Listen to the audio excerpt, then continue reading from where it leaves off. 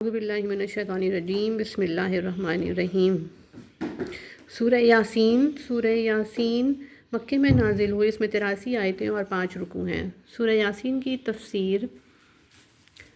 قرآن کریم اپنی ایجادی شان، پر حکمت تعلیمات اور پختہ مضامین کے لحاظ سے بڑا زبردست شاہد اس بات کا ہے کہ جو نبی امی اس کو لے کر آیا یقیناً وہ اللہ کا بھیجا ہوا اور بے شک و شبہ سیدھی راہ پر ہے۔ اس کی پیروی کرنے والوں کو کوئی اندیشہ منزل مقصود سے بھٹکنے کا نہیں، یعنی یہ دین کا سیدھا راستہ یا قرآن حکیم اس خدا کا اتارا ہوا ہے جو زبردست بھی ہے کہ منکر کو سزا دیے بغیر نہ چھوڑے، اور رحم فرمانے والا بھی کہ ماننے والوں کو نوازش و بخشش سے مالا مال کر دے۔ اسی لیے آیات قرآنیہ میں بعض آیات شان لطف و مہر کا اور بعض شان غضب و قہر کا پہلو لیے ہوئے ہیں، یعنی بہت کٹھن کام آپ کے سپرد ہوا ہے کہ اس قوم عرب کو آپ قرآن کے ذریعے سے ہوشیار و بیدار کریں جس کے پاس صدیوں سے کوئی جگانے والا نہیں بھیجا تھا۔ وہ جاہل و غافل قوم جسے نہ خدا کی خبر، نہ آخرت کی، نہ ماضی سے عبرت، نہ مستقبل کی فکر، نہ مبدا پر نظر، نہ منتہا پر، نہ نیک و بد کی تمیز، نہ بھلے برے کا شعور، اس کو اتنی مبتد جہالت و غفلت کی اندھیریوں سے نکال کر رشد و ہدایت کی صاف سڑک پر لا کھڑا کرنا کوئی معمولی اور سہل کام نہیں ہے۔ بلا شبہ پوری قوت اور زور و شور کے ساتھ ان کو اس غفلت و جہالت کے خوفناک نتائج اور بھیانہ کے مستقبل سے ڈرا کر فلاح و بہبود کے اعلیٰ مدارج پر پہنچانے کی کوشش کریں گے تاکہ یہ قوم اپنی اعلیٰ کامیابی سے تمام عالم کے لیے کامیابی کا دروازہ کھول دے۔ لیکن بہت افراد وہ ملیں گے جو کسی قسم کی نصیحت پر کان دھرنے والے نہیں، اسی لیے ان پر شیطان پوری طرح مسلط ہو جاتا ہے جو ان کی حماقتوں اور شرارتوں کو ان کی نگاہ میں خوشنما کر کے دکھلاتا اور اگلے پچھلے سب احوال کو خواہ کتنے ہی گندے ہوں خوبصورت بنا کر ظاہر کرتا ہے۔ آخر یہ لوگ دوسری زندگی سے بالکل منکر ہو کر اپنی فانی خواہشات ہی کو قبلہ مقصود ٹھہرا دیتے ہیں۔ اس وقت ایک طرف سے شیطان کی بات مخلصین کے سوا میں سب کو بہکا کر رہوں گا سچی ہوتی ہے، اور دوسری طرف حق تعالیٰ کا قول تجھ سے اور تیرے پیرووں سے دوزخ کو بھر دوں گا ثابت اور چسپاں ہو جاتا ہے۔ باقی علم الہی میں تواضع سے ثابت ہے کہ فلاں قوم کے فلاں افراد اپنی بدتمیزی اور لاپرواہی سے شیطان کے اغوا میں پھنس کر عذاب الہی کے مستحق ہوں گے۔ ایسے لوگوں کے راہ پر آنے اور ماننے کی کیا توقع ہو سکتی ہے؟ بس آپ کو سلسلہ انداز و اصلاح میں اگر ایسے ہمت شکن واقعات کا مقابلہ کرنا پڑے تو ملول و غمگین نہ ہوں، اپنا فرض ادا کیے جائیں اور نتیجے کو خدا کے سپرد کر دیں۔ تقریر بالا کو سمجھنے کے لیے یہ آیات پیش نظر ہیں۔ سورہ زخرف کی آیت ہے، معلوم ہوا کہ شیطان ابتداً کسی پر مسلط نہیں کیا جاتا بلکہ اندھا بن کر نصیحت سے آراز کرتے رہنے کا اثر یہ ہوتا ہے کہ آخرکار شیطان مسلط ہو جائے۔ جیسے ہاتھ پاؤں سے مدت تک کام نہ لے تو وہ عضو بیکار کر دیا جاتا ہے۔ حق تعالیٰ نے حامیم سجدہ کی آیت کے بعد ہے، رکوع 3 میں تسلط کے بعد شیطان یہ کام کرتا ہے جس کا نتیجہ حق علیہم القول ہے، اور سورہ احقاف کی رکوع 2 ان آیات سے معلوم ہوا کہ لفظ حق القول ان لوگوں پر صادق آتا ہے جو موت کے بعد کسی دوسری زندگی کا یقین ہی نہیں رکھتے، نہ برائی کو برائی سمجھتے ہیں بلکہ اغوائے شیطانی سے اپنی بدیوں کو نیکی اور گمراہی کو ہدایت تصور کر لیتے ہیں۔ کیسے ہی معقول دلائل سنائیے اور کھلے کھلے نشان دکھلائیے، سب کو جھٹلاتے رہیں اور فضول حجتیں نکالتے رہیں۔ بظاہر ہادیوں اور پیغمبروں کی بات کی طرف کان جھکائیں مگر ایک حرف سمجھنے کی کوشش نہ کریں، محض ہوا و ہوس کو اپنا معبود ٹھہرا لیں، نہ عقل سے کام لیں نہ آنکھوں سے۔ یہی لوگ ہیں جن کے اعراض و عناد کے نتیجے میں آخرکار اللہ تعالیٰ دلوں پر مہر کر دیتا ہے کہ ان میں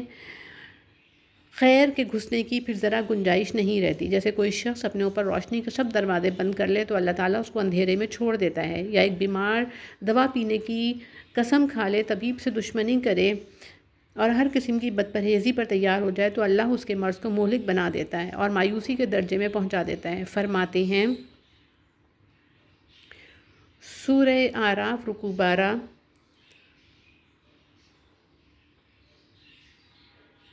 اور سورہ روم رکوع 6، سورہ یونس رکوع 8،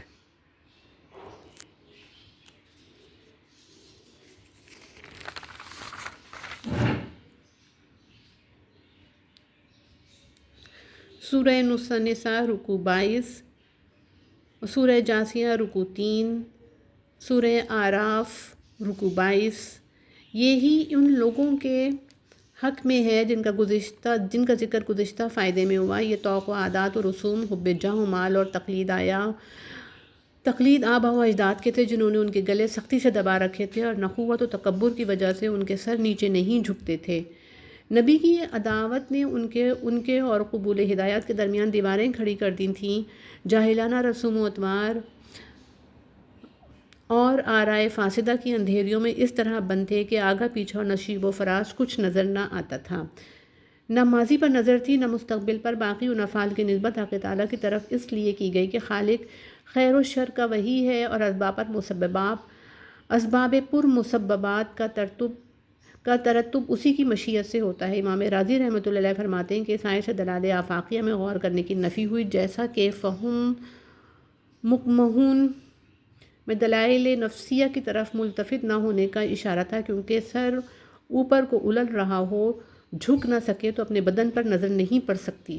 ان کو برابر ہے لیکن آپ کے حق میں برابر نہیں، بلکہ ایسی سخت مانند اور سرکش قوم کو نصیحت کرنا اور اصلاح کے در پہ ہونا عظیم درجات کے حصول کا سبب ہے، اور کبھی یہ اخلاق دوسروں کی ہدایت کا باعث بن جاتا ہے۔ اسی طرح کی آیات سورہ بقرہ کے اوائل میں گزر چکی ہیں، یعنی ڈرانے کا فائدہ اسی کے حق میں ظاہر ہوتا ہے جو نصیحت کو مان کر اس پر چلے اور اللہ کا ڈر دل میں رکھتا ہو۔ جس کو خدا کا ڈر ہی نہیں، نہ نصیحت کی کچھ پرواہ، وہ نبی کی تنبیہ و تذکیر سے کیا فائدہ اٹھائے گا؟ ایسے لوگ بجائے مغفرت و عزت کے سزا اور ذلت کے مستحق ہوں گے۔ آگے اشارہ کرتے ہیں کہ فریقین کی اس عزت و ذلت کا پورا اظہار زندگی کے دوسرے دور میں ہوگا، جس کے مبادی موت کے بعد سے شروع ہو جاتے ہیں، یعنی موت کے بعد دوسری زندگی یقینی ہے جہاں سب اپنے کیے کا بدلہ پائیں گے۔ اور شاید ادھر بھی اشارہ ہو کہ یہ قوم عرب جس کی روحانی قوتیں بالکل مردہ ہو چکی ہیں، حق تعالیٰ کو قدرت ہے کہ پھر ان میں زندگی کی روح پھونک دے کہ وہ دنیا میں بڑے بڑے کارہائے نمایاں کرے اور آنے والی نسلوں کے لیے اپنے آثار عظیمہ چھوڑ جائے، یعنی نیک و بد اعمال جو آگے بھیج چکے اور بعض اعمال کے اچھے برے اثرات یا نشان جو پیچھے چھوڑے، مثلاً کوئی کتاب تصنیف کی یا علم سکھلایا یا عمارت بنائی یا کوئی رسم ڈالی، نیک یا بد سب اس میں داخل ہیں، بلکہ الفاظ کے عموم میں وہ نشان قدم بھی شامل ہو سکتے ہیں جو کسی عبادت کے لیے چلتے وقت زمین پر پڑ جاتے ہیں۔ چنانچہ بعض احادیث صحیحہ میں تصریح ہے، دیارکم نکتبو آثارکم، یعنی جس طرح تمام اعمال و آثار وقوع کے بعد ضابطے کے موافق لکھے جاتے ہیں، قبل از وقوع بھی ایک ایک چیز لوح محفوظ میں لکھی ہوئی ہے، اور وہ لکھنا بھی محض انتظامی ضوابط و مصالح کی بنا پر ہے، ورنہ اللہ کے علم قدیم میں ہر چھوٹی بڑی چیز پہلے سے موجود و حاضر ہے، اسی کے موافق لوح محفوظ میں نقل کی جاتی ہے۔ یہ گاؤں اکثر کے نزدیک شہر انطاکیہ ہے، اور بائبل کتاب اعمال کے 8ویں اور 11ویں باب میں اسی قصے کے مشابہ کچھ تفاوت کے ساتھ شہر انطاکیہ کا بیان ہوا ہے، لیکن ابن کثیر رحمۃ اللہ علیہ نے تاریخی حیثیت سے اور سیاق قرآن کے لحاظ سے اس پر کچھ اعتراضات کی ہیں۔ اگر وہ صحیح ہوں تو کوئی اور بستی ماننی پڑے گی، واللہ عالم اس قصے کا ذکر مومنین کے لیے بشارت اور مکذبین کے لیے عبرت ہے۔ ان کے ناموں کی صحیح تعین نہیں ہو سکتی اور نہ یقینی طور پر کہا جا سکتا ہے کہ یہ بلا واسطہ اللہ تعالیٰ کے بھیجے ہوئے پیغمبر تھے، یا کسی پیغمبر کے واسطے سے حکم ہوا تھا کہ اس کے نائب ہو کر فلاں بستی کی طرف جاؤ۔ دونوں احتمال ہیں، گو متبادر یہی ہے کہ پیغمبروں شاید حضرت مسیح علیہ السلام سے پہلے مبعوث ہوئے ہوں گے، یعنی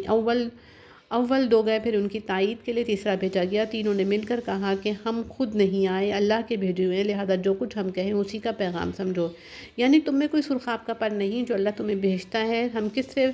ہم سے کس بات میں تم بڑھ کرتے، بس رہنے دو، خواہ خدا کا نام نہ لو، اس نے کچھ نہیں اتارا۔ تینوں سازش کر کے ایک جھوٹ بنا لائے، اسے خدا کی طرف نسبت کر دیا،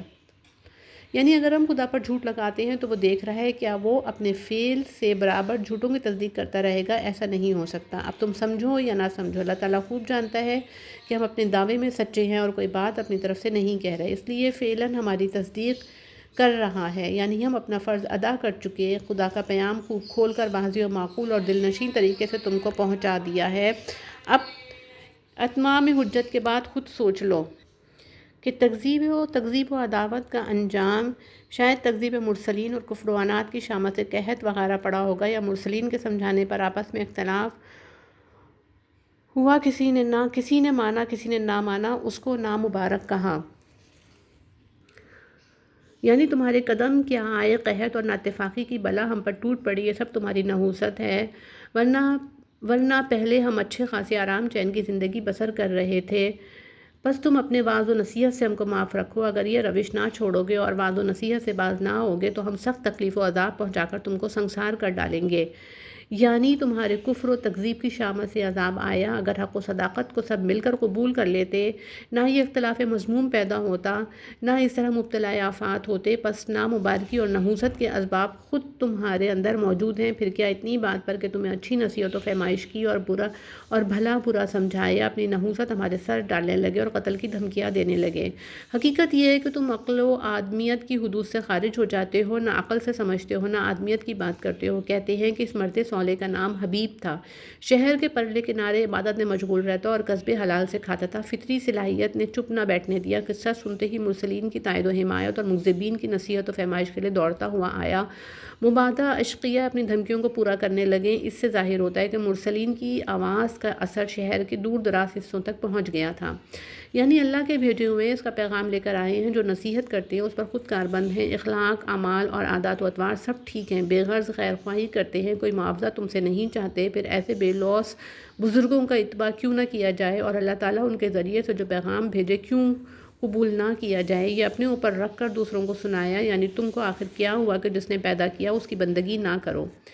یعنی یہ مت سمجھنا کہ پیدا کر کے آزاد چھوڑ دیا ہے اب کچھ مطلب اس سے نہیں رہا، یا نہیں سب کو میرے پیچھے اسی کے پاس واپس جانا ہے، اس وقت کی فکر رکھو۔ یعنی کس قدر صریح گمراہی ہے کہ اس مہربان اور قادر مطلق و پروردگار کو چھوڑ کر ایسی چیزوں کی پرستش کی جائے جو خدا کی بھیجی ہوئی کسی تکلیف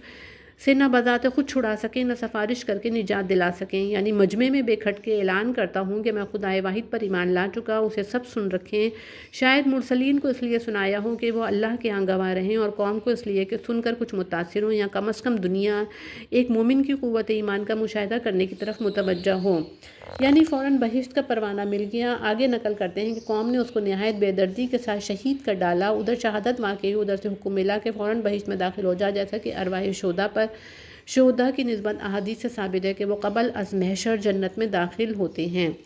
قوم نے اس کی دشمنی کی کہ مار ڈالا، اس کو بہشت میں پہنچ کر بھی قوم کی خیر خواہی کا خیال رہا کہ اگر میرا حال اور جو انعام و اکرام حق تعالیٰ نے مجھ پر کیا ہے معلوم کر لیں تو سب ایمان لے آئیں۔ یعنی اس کے بعد اس کی قوم کفر و ظلم اور تکذیب مرسلین کی پاداش میں ہلاک کی گئی، اور اس اہلاک کے لیے کوئی مزید اہتمام کرنا نہیں پڑا کہ آسمان سے فرشتوں کی فوج بھیجی جاتی، نہ حق تعالیٰ کی یہ عادت ہے کہ قوموں کی ہلاکت کے لیے بڑی بڑی فوجیں بھیجا کرے، یوں کسی خاص موقع پر کسی خاص مصلحت کی وجہ سے فرشتوں کا لشکر بھیج دیں، وہ دوسری بات ہے۔ وہاں تو بڑے بڑے مدعیوں کو ٹھنڈا کرنے کے لیے ایک ڈانٹ کافی ہے، چنانچہ اس قوم کا حال بھی یہی ہوا کہ فرشتوں نے ایک چیخ ماری اور سب کے سب اسی دم بجھ کر رہ گئے۔ یعنی دیکھتے اور سنتے ہیں کہ دنیا میں کتنی قومیں پہلے پیغمبروں سے ٹھٹا کر کے غارت ہو چکی ہیں، جن کا نام و نشان مٹ چکا، کوئی ان میں سے لوٹ کر ادھر واپس نہیں آئی، عذاب کی چکی میں سب پس کر برابر ہو گئی، اس پر بھی عبرت نہیں ہوتی۔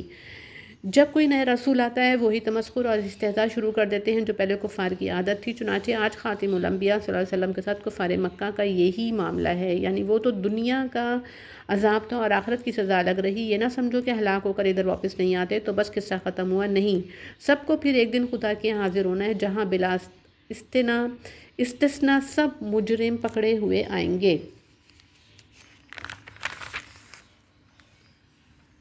یعنی شاید شبہ گزرتا کہ میرے پیچھے پھر کس طرح زندہ ہو کر حاضر کیے جائیں گے، اس کو یوں سمجھا دیا کہ زمین خشک اور مردہ پڑی ہوتی ہے، پھر خدا اس کو زندہ کرتا ہے کہ ایک دم لہلہانے لگتی ہے،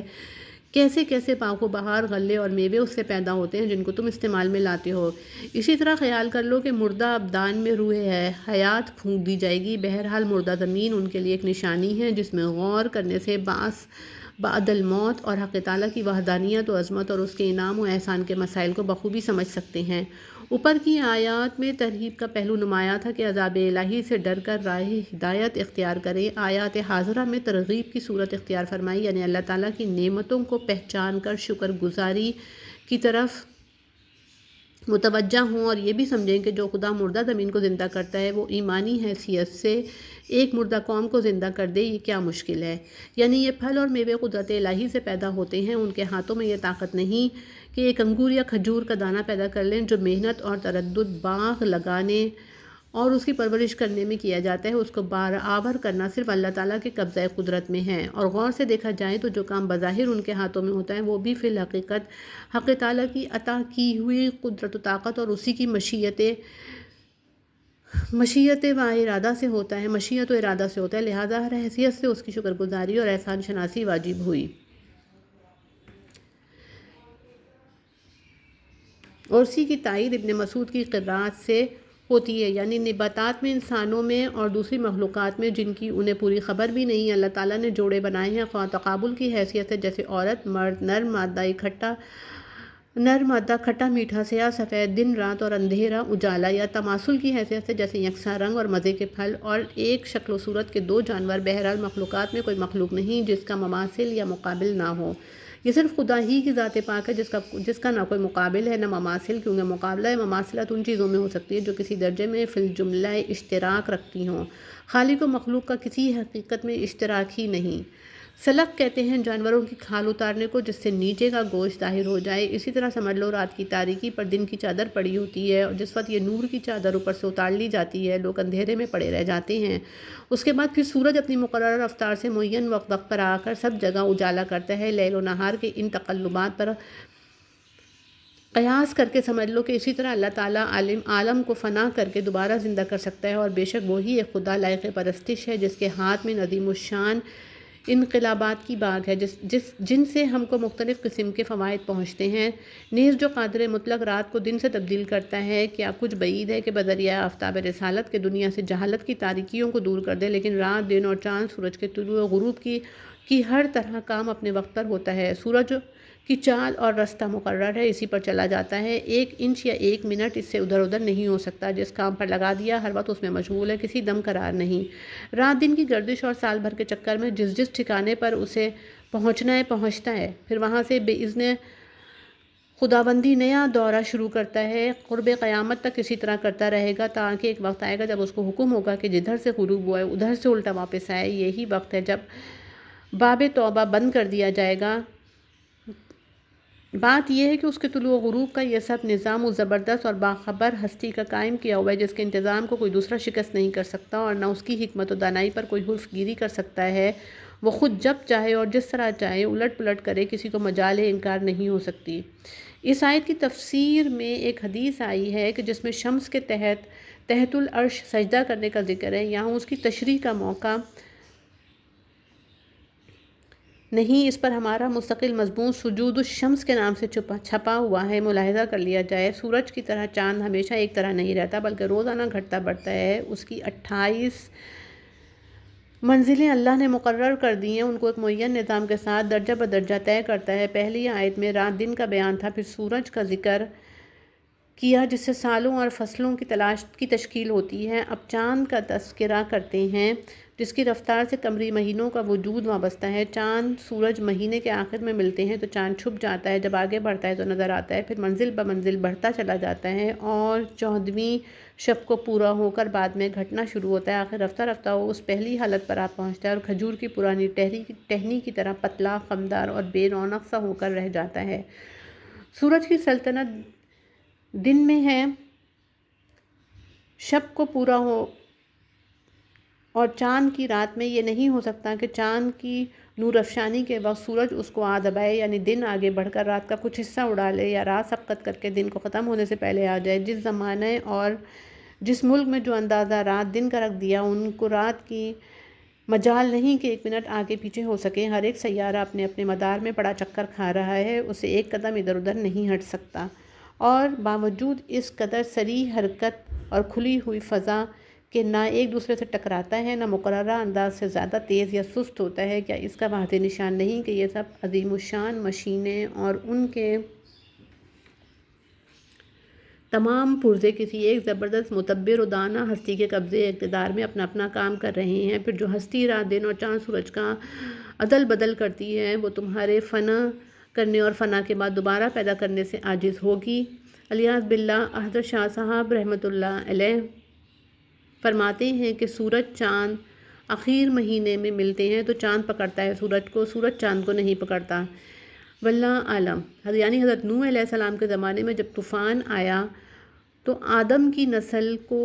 اس بھری ہوئی کشتی پر سوار کر لیا جو حضرت نوح علیہ السلام نے بنائی تھی، ورنہ انسان کا تخم باقی نہ رہتا۔ پھر اس کشتی کے نمونے کی دوسری کشتیاں اور جہاز تمہارے لیے بنا دیے جن پر تم آج تک لدے پھرتے ہو، یا کشتیوں جیسی دوسری سواریاں پیدا کر دی جن پر سوار ہوتے ہو، مثلاً اونٹ جن کو عرب سفائن البر خشکی کی کشتیاں کہا کرتے تھے۔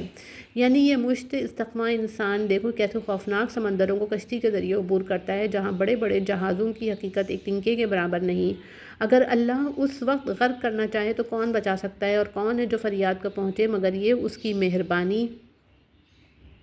اور مصلحت ہے کہ اس طرح سب بحری سواریوں کو غرق نہیں کر دیتا، کیونکہ اس کی رحمت و حکمت مقتضی ہے کہ ایک معین مدت تک، ایک معین وقت تک دنیا کا کام چلتا رہے۔ افسوس ہے کہ بہت لوگ ان نشانیوں کو نہیں سمجھتے، نہ اس کی نعمتوں کی قدر کرتے ہیں۔ سامنے آتا ہے جزا کا دن اور پیچھے چھوڑے اپنے اعمال، یعنی جب کہا جاتا ہے قیامت کی سزا اور بدعمالیوں کی شامت سے بچنے کی فکر کرو تا خدا کی رحمت تمہاری طرف متوجہ ہو، تو نصیحت پر ذرا کان نہیں دھرتے، ہمیشہ خدائی احکام سے روگردانی کرتے رہتے ہیں، یعنی اور احکام الہی تو کیا مانتے؟ فقیروں مسکینوں پر خرچ کرنا تو ان کے نزدیک بھی کار ثواب ہے، لیکن یہ نبی مسلم بات ہے جب پیغمبر اور مومنین کی طرف سے کہی جاتی ہے تو نہایت بھونڈے طریقے سے تمسخر کے ساتھ یہ کہہ کر اس کا انکار کر دیتے ہیں کہ جنہیں خود اللہ میاں نے کھانے کو نہیں دیا ہم انہیں کیوں کھلائیں۔ ہم تو اللہ کی مشیت کے خلاف کرنا نہیں چاہتے، اگر اس کی مشیت ہوتی تو ان کو فقیر و محتاج اور ہمیں غنی و تونگر نہ بناتا۔ خیال کرو اس حماقت اور بے حیائی کا کیا ٹھکانہ ہے، یا خدا کسی کو دینا چاہے تو اس کی یہی ایک صورت ہے کہ خود بلا واسطہ رزق اس کے ہاتھ پر رکھ دے، اگر وسائل سے دلانا بھی اس کی مشیت سے ہے تو تم نے یہ فیصلہ کیسے کر لیا کہ اللہ ان کو روٹی دینا نہیں چاہتا؟ یہ تو اس کا امتحان ہے کہ اغنیاء کو فقراء کی اعانت پر معمور فرمایا اور ان کے توسط سے رزق پہنچانے کا سامان کیا۔ جو اس امتحان میں ناکامیاب رہا اسے اپنی بدبختی اور شقاوت پر رونا چاہیے۔ بعض سلف کے اقوال سے معلوم ہوتا ہے کہ یہ آیات بعض و زنا و وقع کے حق میں ہیں۔ اس صورت میں ان کے اس قول کو تمسخر پر حمل نہ کیا جائے بلکہ حقیقت پر رکھیں گے۔ اگر یہ جملہ کفار کے قول کا تتمہ ہے تو مطلب یہ ہوگا کہ اے گروہ مومنین، تم صریح گمراہی میں پڑے ہو، ایسے لوگوں کا پیٹ بھرنا چاہتے ہو جن کا خدا پیٹ بھرنا نہیں چاہتا، لیکن ظاہر یہ ہے کہ اللہ تعالیٰ کی طرف سے ان کفار کو خطاب ہے کہ کس قدر بہکی باتیں کرتے ہیں۔ حضرت شاہ صاحب رحمۃ اللہ علیہ گمراہی ہے نیک کام میں تقدیر کے حوالے کرنا اور اپنے مزے میں لالچ پر دوڑنا، یعنی یہ قیامت اور عذاب کی دھمکیاں کب پوری ہوں گی؟ اگر سچے ہو تو جلد پوری کر کے دکھلاؤ، یعنی قیامت ناگہاں آ پکڑے گی اور اپنے معاملات میں غرق ہوں گے۔ جس وقت پہلا سور پھونکا جائے گا سب ہوش و آواز جاتے رہیں گے اور آخر مر کر ڈھیر ہو جائیں گے۔ اتنی فرصت بھی نہ ملے گی کہ فرض کرو کہ مرنے سے پہلے کسی کو کچھ کہنا چاہیں تو کہہ گزریں، یا جو گھر سے باہر تھے وہ گھر واپس جا سکیں۔ یعنی دوسری مرتبہ سور پھونکا جائے گا تو سب زندہ ہو کر اپنی قبروں سے اٹھ کھڑے ہوں گے اور فرشتے ان کو جلد دھکیل کر میدان حشر میں لے جائیں گے۔ شاید نفخہ اولیٰ اور نفخہ ثانیہ کے درمیان ان پر نیند کی حالت طاری کر دی جائے، یا قیامت کا ہولناک منظر دیکھ کر عذاب قبر کو اہون سمجھیں گے اور نیند سے تشبیہ دیں گے، یا مرقد بمعنی مزجہ کہ ہوں نیند کی کیفیت سے تجرید کر لی جائے۔ واللہ عالم، یہ جواب اللہ کی طرف سے اس وقت ملے گا یا مستقبل کو حاضر قرار دے کر اب جواب دے رہے ہیں، یعنی کیا پوچھتے ہو کس نے اٹھایا؟ ذرا آنکھیں کھولو، یہ وہی اٹھانا ہے جس کا وعدہ خدائے رحمان کی طرف سے کیا گیا تھا اور پیغمبر جس کی خبر برابر دیتے رہے تھے۔ یعنی کوئی متنفس نہ بھاگ سکے گا، نہ روپوش ہو سکے گا، یعنی نہ کسی کی نیکی ضائع ہوگی، نہ جرم کی حیثیت سے زیادہ سزا ملے گی، ٹھیک انصاف ہوگا، اور جو نیک و بد کرتے تھے فی الحقیقت عذاب و ثواب کی صورت میں وہی سامنے آ جائے گا۔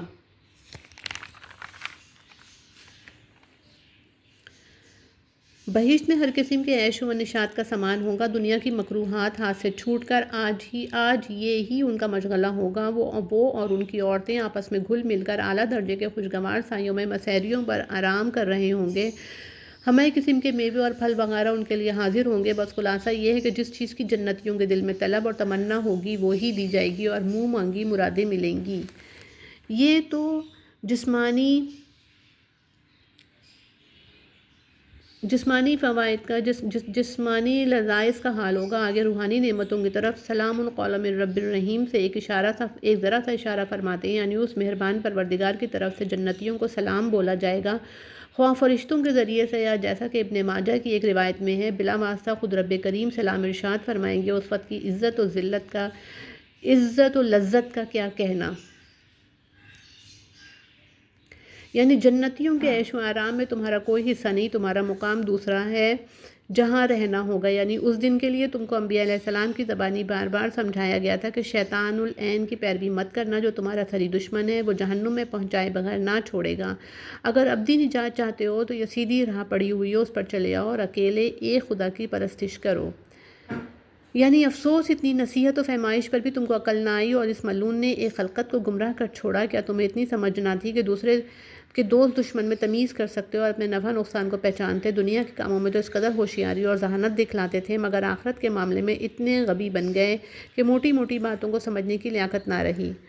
اب اپنی حماقتوں کا خمیازہ بھگتو، یہ دوزخ تیار ہے جس کا بصورت کفر اختیار کرنے کے تم سے وعدہ کیا گیا تھا۔ کفر کا ٹھکانہ یہ ہے کہ چاہیے کہ اپنے ٹھکانے پر پہنچ جاؤ۔ یعنی آج اگر یہ لوگ اپنے جرموں کا زبان سے اعتراف نہ بھی کریں تو کیا ہوتا ہے، ہم منہ پر مہر لگا دیں گے اور ہاتھ پاؤں کان آنکھ حتیٰ کہ بدن کی کھال کو حکم دیا جائے گا کہ ان کے ذریعے سے جن جرائم کا ارتکاب کیا تھا بیان کریں۔ چنانچہ ہر ایک عضو اللہ کی قدرت سے گویا ہوگا اور ان کے جرموں کی شہادت دے گا۔ یعنی جیسے حامیم سجدہ، یعنی جیسے انہوں نے ہماری آیتوں سے آنکھیں بند کر لی ہیں، اگر ہم چاہیں تو دنیا ہی میں بطور سزا کہ ان کی ظاہری بینائی چھین کر اندھا کر دیں کہ ادھر ادھر جانے کا راستہ بھی نہ سوچے۔ اور جس طرح یہ لوگ شیطانی راستوں سے ہٹ کر اللہ کی راہ پر چلنا نہیں چاہتے، ہم کو قدرت ہے کہ ان کی صورتیں بگاڑ کر بالکل اپاہج بنا دیں کہ پھر یہ کسی ضرورت کے لیے اپنی جگہ سے ہل نہ سکیں۔ پر ہم نے ایسا نہ چاہا اور ان جوارح و قوا سے ان کو محروم نہیں کیا۔ یہ ہماری طرف سے مہلت اور ڈھیل تھی۔ آج وہی آنکھیں اور ہاتھ پاؤں گواہی دیں گے کہ ان بےہودوں کو ہم کن نالائق کاموں میں لگایا ہوا تھا۔ یعنی آنکھیں چھین لینا اور صورت بگاڑ کر اپاہج بنا دینا کچھ مستعبد مت سمجھو۔ دیکھتے نہیں ایک تندرست اور مضبوط آدمی زیادہ بوڑھا ہو کر کس طرح دیکھنے، سننے اور چلنے پھرنے سے معذور کر دیا جاتا ہے، گویا بچپن میں جیسا کمزور اور ناتواں اور دوسروں کے سہارے کا محتاج تھا، بڑھاپے میں پھر اسی حالت کی طرف پلٹا دیا جاتا ہے۔ تو کیا جو خدا پیرانہ سالی کی حالت میں ان کی قوت سلب کرتا ہے، جوانی میں نہیں کر سکتا؟ یعنی اوپر جو کچھ بیان ہوا وہ حقائق واقعہ ہے، کوئی شاعرانہ تخیلات نہیں۔ اس پیغمبر کو ہم نے قرآن دیا ہے جو نصیحتوں اور روشن تعلیمات سے معمور ہے، کوئی شعر و شاعری کا دیوان نہیں دیا جس میں نری طبع آزمائی اور خیالی تک بندیاں ہوں، بلکہ آپ کی طبع مبارک کو فطری طور پر اس فن شاعری سے اتنا بعید رکھا گیا کہ باوجود قریش کے اس اعلیٰ خاندان میں سے ہونے کے جس کی معمولی لونڈیاں بھی اس وقت شعر کہنے کی طبعی سلیقہ رکھتی تھیں، آپ نے مدت العمر کا کوئی شعر نہیں بنایا۔ یعنی رجز وغیرہ کے موقع پر کبھی ایک آدھ مرتبہ زبان مبارک سے مقفع عبارت نکل کر بے ساختہ شعر کے سانچے میں ڈھل گئی ہو، وہ الگ بات ہے، اسے شاعری یا شعر کہنا نہیں کہتے۔ آپ خود تو شعر کیا کہتے، کسی دوسرے شاعر کا شعر یا مصرع بھی زندگی بھر میں 2-4 مرتبہ سے زائد نہیں پڑھا، اور پڑھتے وقت اکثر اس میں ایسا تغیر کر دیا کہ شعر نہ رہے، محض مطلب شاعر ادا ہو جائے۔ غرض آپ کی طبع شریف کو شاعری سے مناسبت نہیں دی گئی تھی کیونکہ یہ چیز آپ کے منصب جلیل کے لائق نہ تھی۔ آپ حقیقت کے ترجمان تھے اور آپ کی بعثت کا مقصد دنیا کو اعلیٰ حقائق سے بدون ادنیٰ ترین کذب و غلو کے روشناس کرنا تھا۔ ظاہر ہے کہ یہ کام ایک شاعر کا نہیں ہو سکتا کیونکہ شاعریت کا حسن و کمال کذب و مبالغہ، خیال بلندی پروازی اور فرضۂ نکتہ آفرینی کے سوا کچھ نہیں۔ شعر میں اگر کوئی جز محمود ہے تو اس کی تاثیر اور دل نشینی ہو سکتی ہے، سو یہ چیز قرآن کی نثر میں اس درجے پر پائی جاتی ہے کہ ساری دنیا کے شاعر مل کر بھی اپنے کلاموں کے مجموعے پیدا نہیں کر سکتے۔ قرآن کریم کے اسلوب بدیع کو دیکھتے ہوئے کہہ سکتے ہیں کہ گویا نظم کی اصلی روح نکال کر نثر میں ڈال دی گئی ہے۔ شاید یہی وجہ ہے کہ بڑے بڑے فصیح و عاقل دنگ ہو کر قرآن کو شعر یا سحر کہنے لگتے ہیں، حالانکہ شعر و سحر کو قرآن سے کیا نسبت؟ کیا شاعری اور جادوگری کی بنیاد پر دنیا میں کبھی قومیت اور روحانیت کی ایسی عظیم الشان اور لازوال عمارتیں کھڑی ہوئی ہیں جو قرآنی تعلیم کی اساس پر آج تک قائم شدہ دیکھتے ہیں؟ یہ کام شاعروں کا نہیں، پیغمبروں کا ہے کہ خدا کے حکم سے مردہ قلوب کو ابدی زندگی عطا کرتے ہیں۔ حق تعالیٰ نے عرب کو یہ کہنے کا موقع نہیں دیا کہ آپ پہلے سے شاعر تھے، شاعری سے ترقی کر کے نبی بن بیٹھے۔ یعنی زندہ دل آدمی قرآن سن کر اللہ سے ڈرے اور منکروں پر حجت تمام ہو۔ حضرت شاہ صاحب رحمۃ اللہ علیہ جس میں جان ہو، یعنی نیک اثر پکڑتا ہو اس کے فائدے کو اور منکروں پر الزام اتارنے کو۔ آیت تنزیلیہ کے بعد پھر آیت تکوینیہ کی طرف توجہ دلا دیں، یعنی ایک طرف قرآن کی پند و نصیحت کو سنو اور دوسری طرف غور سے دیکھو کہ اللہ کے کیسے کیسے انعام و احسان تم پر ہوئے ہیں۔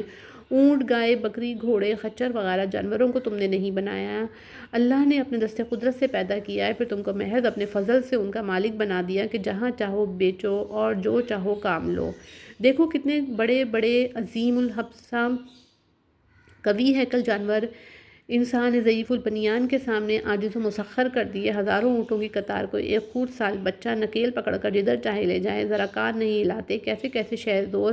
جانوروں پر آدمی سواری کرتا ہے اور بعض کو کاٹ کر اپنی غذا بناتا ہے۔ علاوہ گوشت کھانے کے ان کی کھال، ہڈی، اون وغیرہ سے کس قدر فوائد حاصل کیے جاتے ہیں۔ ان کے تھن کیا ہیں؟ گویا دودھ کے چشمے ہیں۔ انہی چشموں کے گھاٹ سے کتنے آدمی سیراب ہوتے ہیں، لیکن شکر گزار بندے بہت تھوڑے ہیں۔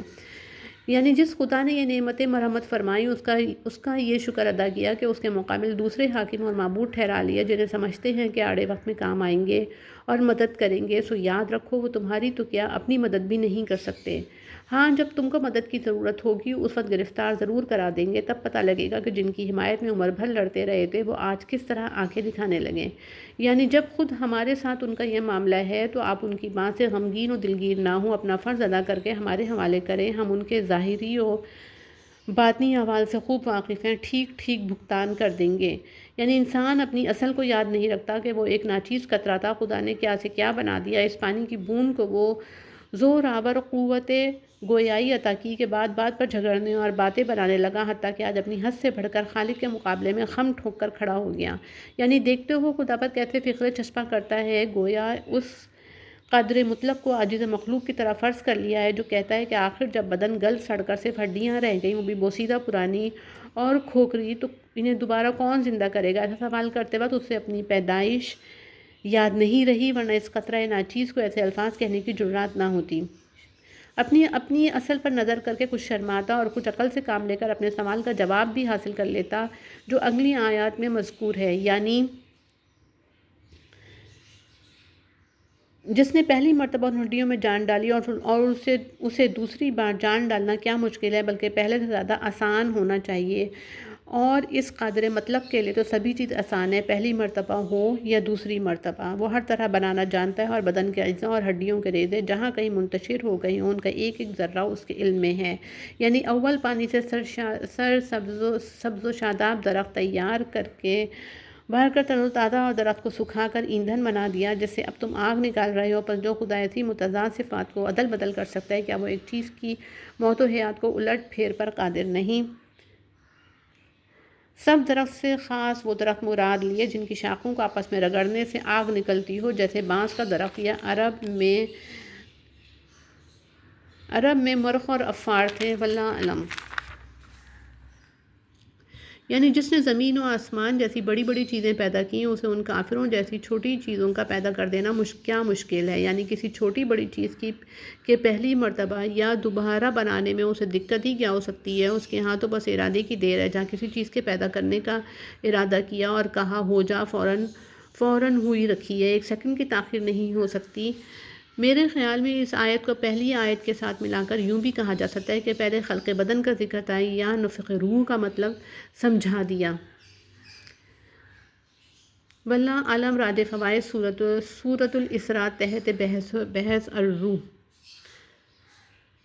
وہ اعلیٰ ترین ہستی ہے جس کے ہاتھ میں فی الحال بھی اوپر سے نیچے تک تمام مخلوقات کی زمام حکومت ہے اور آئندہ بھی اسی کی طرف سب کو لوٹ کر جانا ہے۔ یہ پاک ہے عجز و صفا اور ہر قسم کے عیب و نقص سے۔ تم سورہ یاسین نقص سے،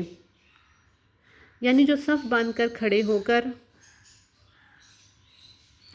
وللہ الحمد، آمین ثم آمین یا رب العالمین۔